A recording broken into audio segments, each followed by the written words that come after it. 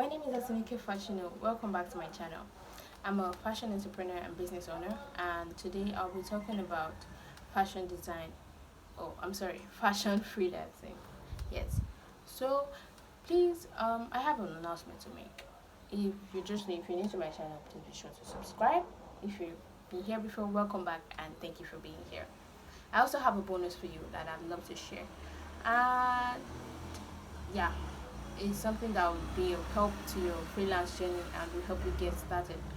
But to get that bonus, you have to watch till the end of the you have to watch till the end of the video. So stick with me. Okay. So fashion freelancing. Freelancing, as we all know, is just like a basically contracted job, an agreement between you and the client to work for a specific period of time. After which your contract is has ended. So it's basically contracted jobs given over a specific period of time. Either and you're paid either monthly or per hour. So in fashion design, just as there are various niches and aspects of the fashion industry, you can also freelance in any of these niches. So one of the very first ones I'll be talking about is being a freelance fashion stylist. Now this cuts across, and you can also freestyle and do, you know, create and do things that you'd like to try. So if you want to be a fashion stylist, if you and you want to create a portfolio, but you don't know how to go about it because you're new in the field and you want to test your strengths, you could start with styling your family members or your friends, or you could be a personal shopper. Help people with their clothing and matching designs and outfits together. Then that way you can create a portfolio to share on your socials and any other website or digital platform that you might have. Then after that, you can now proceed to freelancing sites like Upwork or Fiverr and set up an account. So that way you have a place to relate with customers or source out jobs or clients. So that is how to go about fashion stylists if you decide to use the freelancing site. If not, you could also just promote yourself on various sites or submit to submission sites. You can do research on things like that. Or you can just use social media, because social media is like the biggest marketplace. So once you have a portfolio, you can share some of your work, advertise, and do many others like that. And that way, you're putting yourself out there that, okay, this is what you do, and this is how you can reach me, and you can always comment when customers reach out to you, and tell you this is what they want. You can come to a reasonable agreement.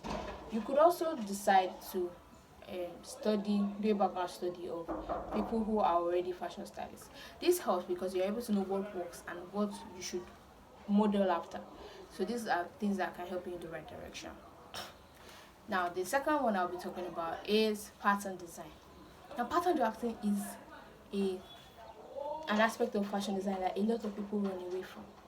Most people do not know how to draft patterns, but they are very good at freestyle pattern drafting. So if you decide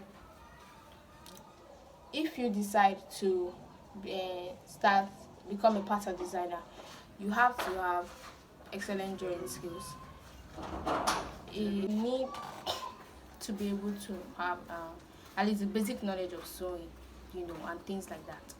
You could make patterns for different kind of styles and sell, or you could have patterns and sell them online as well, or make a website. You could even have a website for that. So pattern drafting is something that you can look into as well, because so many people would pay to get some very difficult style illustrated in that way, and you could just do this and have them up on different sites for sale, or you could have classes to teach people. You can also do tutoring as a freelancer. You can do tutoring. You understand? So like the opportunities are endless. Stick with me. Website. If you start with a small website, you can get the domain name. You can use WordPress or any of those websites so that you have somewhere to direct people. In case your social media networks could always give up on you anytime. Your accounts could get locked out. So having a personal website can help you avoid this happening. In case it happens, you have something to fall back on.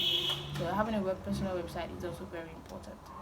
So aside from pattern drafting, you could also try freelancing as fashion seamstress, and that is just basically sewing. So you can get paid hourly for the amount of outfits you decide to make, and the same goes for how just for clients. You could also use freelancing site like I've mentioned before, or Upwork or Fiverr, or you could go ahead to um, do free samples first for people that you know. Or you could also reach out to you could reach out to popular or local celebrities in your area, or local exhibitions or things like that, and they offer your services, and that way grow your portfolio and your reach. And social media can also help you in this aspect. And so I'll talk about the social media platforms that you should be on, or if you're already on, that you should optimize so you can actually get the best out of freelancing very soon. So let's first talk about fashion design illustrations. Now this is the one. This is I'm very pumped about this one because this is where the bonus I have for you is. Yeah, yes. So fashion design illustration or art is basically drawing. You know, this one has to do with drawing, either digital art or actual, pen to paper or pencil to paper illustrations, and they cut across various ethnic groups and things that you might want. You can work with anybody. Your services can be sourced out from anybody. So the most important things in uh, fashion freelancing when you're drawing, when you're an illustrator, is you need to have a creative eye. You need to have good use of colors. You need to have at least fairly good drawing skills, either digital or actual drawing skills, and you need IT knowledge as well.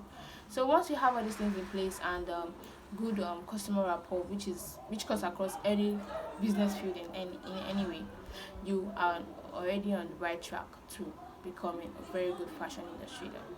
So let's assume drawing with pencil is not for you. Painting, nada. Pen, oh sorry. And you're like, okay, maybe let me try this digital art thing. Let me see, maybe that one is easier. At least I'll just use my phone. You can use your phones to do digital art. Well, this is where the bonus comes in. I want to permit me to introduce you to Oburo Inkiru Onyinye. Yes, thank you so much, Ma, for this opportunity, by the way. So Miss Obiru Inkiru Onyinye, I hope I got that right, is a fashion digital art illustrator, and she has 2 classes on this. And you've not even had the end of it. Just wait. You waited for this, so you need to hear the end. She is giving you these 2 classes for just, you can get the introductory class for 1.5 for those that kind of, and the main class for 3,000 naira. And this class, she's going to break down how she was able to create these beautiful designs I used in my thumbnail, which I'll show you right now, right here and here. The beautiful designs on her phone. Yes, you heard right, her phone. She's going to show you how she created them and how you can too, and how the best way to do this with your mobile phone, with the apps she used, how they work and everything. She's going to literally put you through, so you won't have to bother about, oh, how does this work, oh, what do I do, oh, how do I color. You have somebody that will guide you step by step all through until you're able to get your footing on the digital art illustration. So I'll put her links in the description box. If this is something you'd like to try, be sure to reach out to her before the price goes up. I don't know when you get to watch it, but be sure to reach out to her before that happens. This is a offer that I saw. I reached out to her and I was like, oh, this would be very nice for you guys. I love you. So I said, okay, I'm going to tell you about it. So yeah, that's it. So it's a WhatsApp class. You can follow her on her social. You can reach out to her, make inquiries, and do any of those things. And yeah, that's that. So the apps you need for your socials: Instagram, of course, Pinterest. Yes, please do not overlook Pinterest. Why do people overlook Pinterest? I don't know. Don't overlook Pinterest. It's a very, very powerful tool for you guys. You need, like, any fashion designer that does not have Pinterest. You need it though. You need it. Facebook, Twitter, Instagram, and the likes. So this, even LinkedIn. If you also like someone, an optimized LinkedIn, profile, I have someone that can help you with that too. Let me know and I will introduce her in the next video I make. Or I could just put her link later, or I could just put her socials later on in the description box or in the comment. Or you have to let me know if that's what you want, so I don't waste my time going to source her out and make inquiries and nobody needs it. You dig? So if it's something you want or something you need, let me know. So yeah, LinkedIn, you could also use LinkedIn. And throughout the video I've talked about portfolio, and I'm going to talk about it again because I feel like I didn't hammer on it enough. The portfolio is important. Nobody is going to reach out to you if you don't have a portfolio. They need to see, oh, this is what you have done. Or you say, oh, Tinu, I'm just starting now, I've not worked for anybody. Please source out whichever of this that you decide to do, or any other one that you research about and you decide, okay, this is what I want to do. Please reach out, try samples on people. You can use your family members, your friends. Reach out to them. Oh, can you help me? I'd like to try this on you, or I'd like to do this for you and use as a sample later. Would you be okay with that? Reach out, do this, so that by the time you decide to start advertising on your social media platforms, sourcing out on freelancing sites, you have something credible to show as your work, because you've gone through the work. Even though you didn't get paid, it's a labor of it's an investment, of your time, because you're going to use it later on as a stepping stone and things like that for you to come up. And the first 3 months or 6 months of freelancing is for research, learning, and things like that. You might not make as much as you would when you spent like a year, so the experience you need, you get it like that if you decide to do this and take the right step.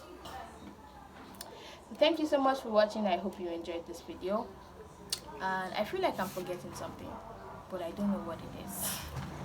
But if I remember, I'll be sure to mention it. Thank you. See you in the next one. Don't forget to like this video and subscribe. Bye.